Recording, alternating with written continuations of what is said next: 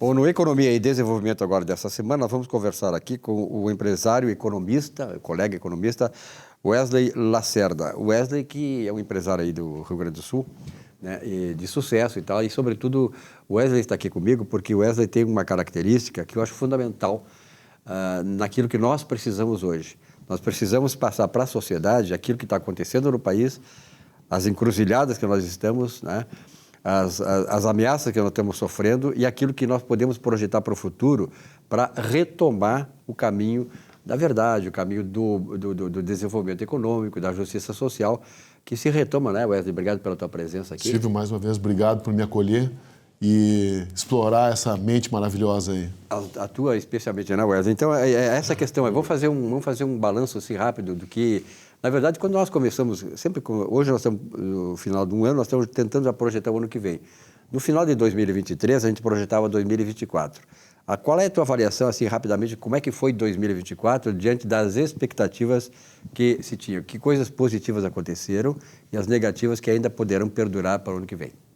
Então, Silvio, obrigado pela convite, mais uma vez, pela ideia de discutir essa passagem. 2024 foi um ano muito duro, né? A gente começou o ano relativamente otimista, né? Embora um cenário adverso politicamente, juridicamente, mas foi um ano que se teve condição de trabalhar. Ok, no Rio Grande do Sul tivemos uma crise pelas enchentes, mas a economia gaúcha se recupera, anda, vamos ter uma ótima safra, vamos ter indústrias se recuperando, tivemos uma boa rolagem da dívida. Então, a gente tem como negócios andando. Muitas empresas que eu estou em contato tiveram bons anos. Então, por mais que a gente fale de estratégia, de estrutura econômica, a gente tem que olhar a vida real. A vida real e as empresas? Aquelas que produzem riqueza, foram bem, foram mal? Então, teve espaço para ir bem em 2024. Não foi um ano fácil, mas teve espaço para ir bem. A agricultura, no final, vai bem.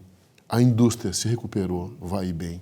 No Brasil, o serviço cresceu, vai bem. Então, a gente teve um ano relativamente bom em 2024.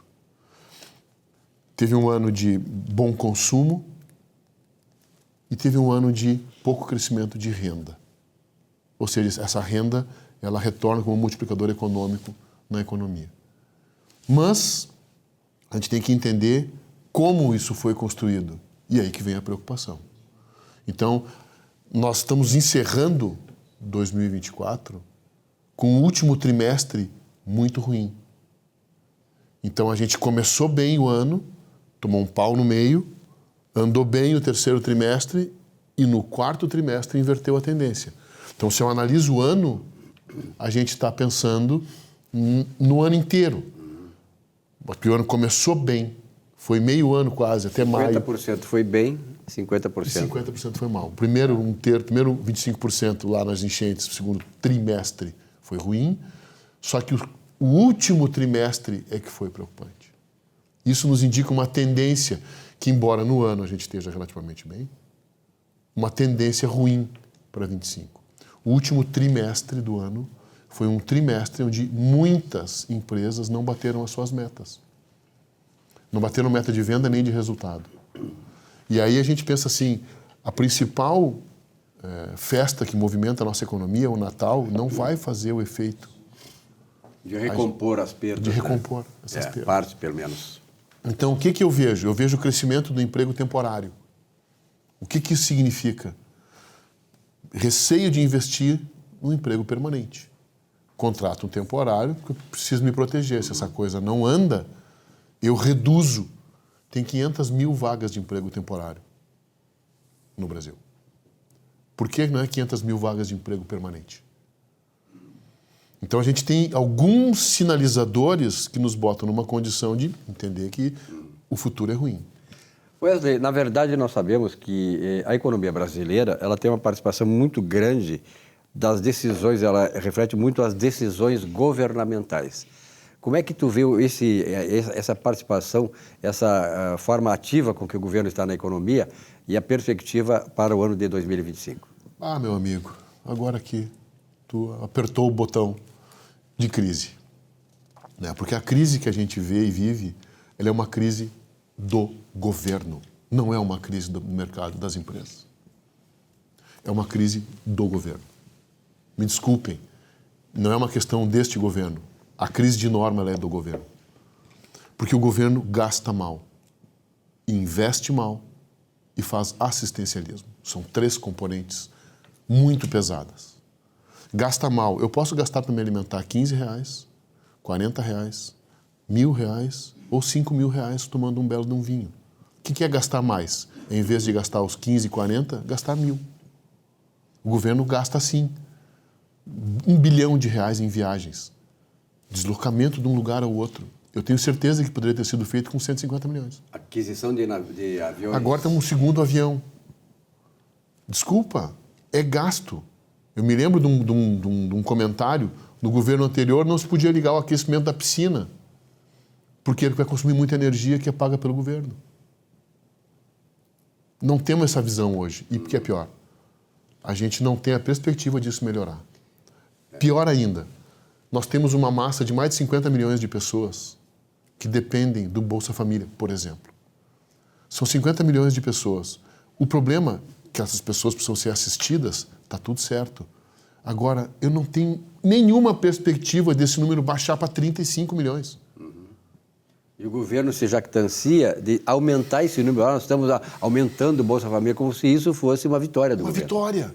Mas o que significa isso? Significa 54 milhões de pessoas parasitas, praticamente, que não estão empenhadas em produzir riqueza, não estão empenhadas em melhorar o seu ambiente. Estão acomodadas na posição que estão. Sugando, recebendo. Por menor que seja, por mais necessidade que essas pessoas têm, se elas não entrarem numa linha de produção de riqueza, elas vão consumir riqueza que alguém produziu. E hoje a gente tem pouco mais de 40 milhões de pessoas que produzem a riqueza que mantém o Brasil inteiro. São 213 milhões de habitantes mantidos pelo trabalho de 40 milhões. 25%, estourando o número. Essa conta não fecha. Eu não vejo essa mudança. Eu não vejo o governo gastando melhor, investindo melhor, nem reduzindo o assistencialismo.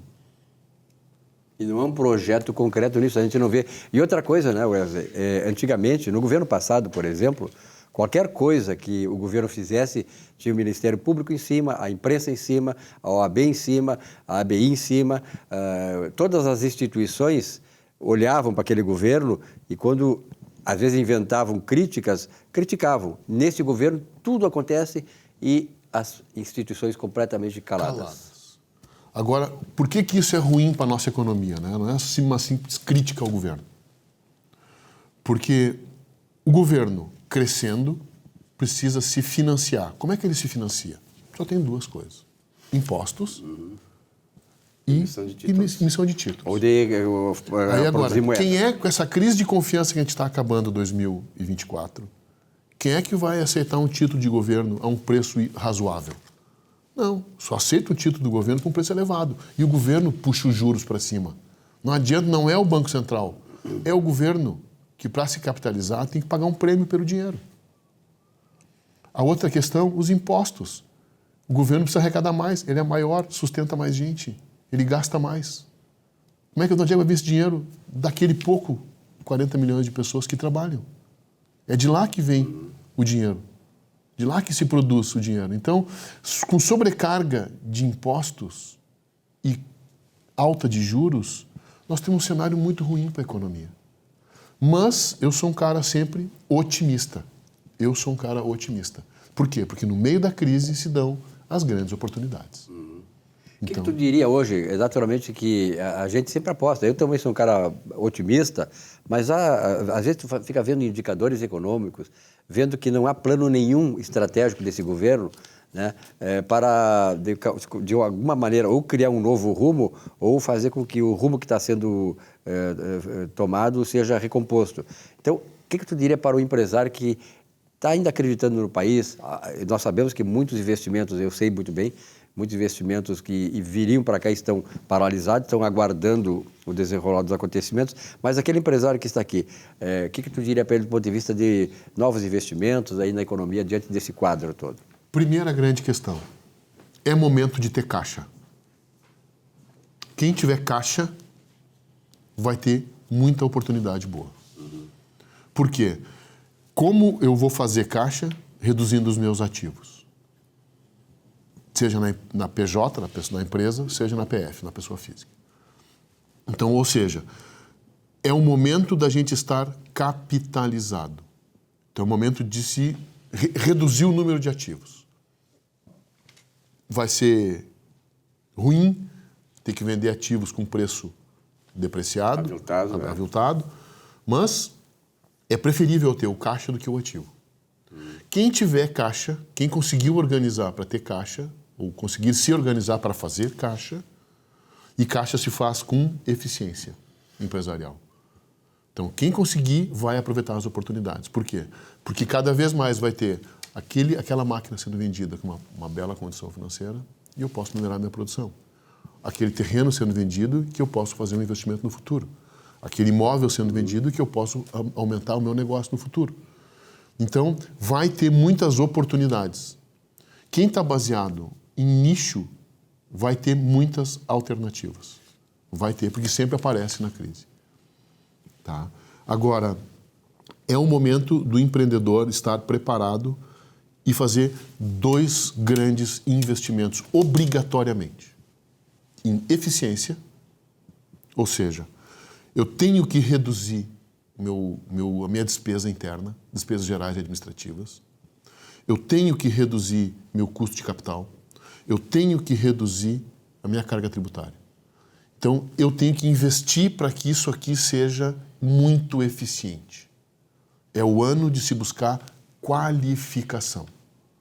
Então, tem um trabalho forte de investir e qualificar no próprio core business das empresas. Isso vai fazer toda a diferença em 2025. Qualificação e eficiência. E a segunda grande passagem, como que eu gero qualificação e eficiência? Com pessoas. Então, eu tenho que ter pessoas eficientes, pessoas que pensam e tomam decisões de sérias certas. O Winston Churchill dizia uma coisa que eu sempre gravei muito isso quando li uma das suas obras, atribuídas pelo menos a ele, dizia o seguinte: como nós não podemos entregar o país para os jovens de hoje, nós temos que preparar bem os jovens para que eles construam o país de amanhã. Exato. E aí eu chego nessa questão toda que tu colocaste. Nós temos aí uma situação em que exatamente a falta de qualificação é a característica do mercado de trabalho do ponto de vista do trabalhador. E como é que se resolve isso? Quem tem que investir é a empresa. O empresário que está aguardando que o Estado ou que as próprias pessoas venham a produzir a sua evolução está ferrado. Desculpa o termo técnico. Né? Mas é uma obrigação da empresa investir para qualificar as suas pessoas. Para ser eficiente. É uma busca interna de eficiência. Então, nós já desistimos de aguardar que as nossas universidades gerem profissionais habilitados, que os nossos... não tem como. Que é uma lástima isso, né? É uma pena. Gastar tanto que a gente gasta com universidades para ter nenhum resultado do ponto de vista da eficiência. Eu tenho participação muito forte numa faculdade, uma faculdade seríssima, que é ponta no Brasil, e a gente vê o nível que o jovem chega. Os jovens que chegam na faculdade têm uma enorme dificuldade de interpretação de texto, Silvio. Uma enorme dificuldade de comunicação. Ninguém vai conseguir usar IA se não consegue se comunicar, se não tem vocabulário, se não sabe falar, se não sabe pedir. A IA responde a um pedido. Se eu não tenho um inteligente com articulação suficiente para pedir e integrar essa informação, a IA não serve. Nós estamos querendo substituir gente por IA, mas a nossa gente que não tem condição de interagir com nível contra a IA. Então, assim, é uma missão da empresa. A empresa tem que formar para si e para o mercado. Formar para si e para o mercado, porque esperar que vai vir do mercado é uma ruína. Então, o nosso empresário, o nosso empreendedor, ativamente vai ter que investir na qualificação do seu negócio. Cara, tem que reduzir custo. Precisa fazer caixa. Precisa pagar o imposto certo. Se bota muito dinheiro posto fora. Eu acompanho aqui meu amigo D'Agostin, que é uma enorme mente da contabilidade. É verdade. Né? E o D'Agostin tem um trabalho de eficiência contábil. para o acerto no pagamento dos impostos. Nós estamos por sofrer uma grande mudança tributária no Brasil, que vai dificultar muito alguns setores, como, por exemplo, o serviço. Então, a gente precisa estar bem auxiliado. O empreendedor entende que o lado financeiro é o que sobra no banco. Tem que evoluir esse raciocínio. Essa ferramenta é o que será mais indispensável ainda. Bom, nós estamos nos aproximando do final dessa entrevista. Teria mais algumas coisas para acrescentar? Eu gostaria de complementar, Silvio, com 2 pequenos raciocínios. Primeiro, assim, né? Eu tive a oportunidade de fazer muitos investimentos na minha vida. Em empresas, em negócios, em imobiliários e tantas coisas. Eu estou otimista ainda, mesmo com todo esse quadro para 2025. Por quê? Porque é o momento da gente acertar no nicho. O investimento existe para um nicho de valor, um nicho de especialização. Não investiria hoje em mercado de grande massa de consumo, porque esse mercado ele está concorrendo a renda baixa com o celular, com a Bet, com a farmácia, com o calçado. Tá muito apertado esse mundo. Quem for brigar nesse mundo vai sofrer. É um oceano vermelho muito duro. Agora, existem outros oceanos que, por exemplo, não dependem de financiamento, que a taxa de juros vai subir, o dólar vai seguir alto. Ou seja, nós vamos ter uma condição hostil, né, para estar operando no Brasil. Para os negócios. E tem uma última passagem que é a seguinte, cara, o Brasil vai ser grande. Meu receio é quem é que vai comandar. Porque com $1 nessa taxa de juros, com $1 nesse câmbio, nessa cotação, está tendo uma saída de capital brasileiro para fora. Ou seja, o Brasil está mandando... Eu conversei com uma agência de investimentos. Está mandando 1 bilhão por semana para o exterior, de dinheiro brasileiro para fora do Brasil. Mas está tendo o ciclo inverso também. Os ativos brasileiros mais baratos, está entrando investidor internacional apostando no futuro. Apostando em comprar coisas no Brasil. Claro, que bom, né? Que a preço baixo. Aconteça. Porque não há mal que sempre dure, nem bem que sempre acabe, que nunca acabe, né? Então, nós apostamos nisso aí. Bom, a tua palavra final, então, de repente a tua mensagem, porque nós estamos aí na virada de um ano para outro, né? Wesley, tu tem toda essa experiência como economista, como empresário, mas sobretudo como um ente social. Além de tudo, tu é um cara que tem essa perspicácia, né? Quando a gente fala em economista, normalmente as pessoas dizem, tem economista. É que o economista, talvez, das funções técnicas, é aquele que mais tem a integração com a sociedade, porque tudo é economia. Então, o economista, ele é muitas vezes psicólogo, muitas vezes sociólogo. Então, o economista tem esta formação. É por isso que quando fui fazer o curso de economia, me apaixonei tanto que eu fiz o mestrado. Por quê? Porque é tão apaixonante a economia, né? Porque ela realmente trata de tudo. Ela trata da natureza do homem, da visão do homem, das funções sociais e tal, de tudo, da urbanização, do processo todo sociológico, psicológico e tal. É muito legal. Então, o economista entende muito mais da economia, além dela. Te agrada a provocação, tu sempre me faz uma provocação. Eu sou economista, mestrado em administração, especialização em psicologia. Viu? Só para ter Economia e psicologia é uma coisa que se dá muito junto. É muito impressionante. Pessoal, a questão toda é a seguinte, vamos acabar o ano com calma. A gente precisa estar preparado, porque as oportunidades aparecem. A nossa missão é escolher as que são nossas. Então, se a gente acertar as nossas oportunidades, colher, reduzir custo, gerar caixa e manter eficiência empresarial, a gente vai passar com tranquilidade. Por mais difícil que seja o momento, o mercado vai andar, as coisas acontecem, os melhores vão sobreviver. O bem vencerá o mal. Então, a discussão é, seja um dos melhores, claro. Esteja no hall dos melhores. Então, vai investir para qualificar suas pessoas, vai investir para qualificar teu core business, vai informatizar.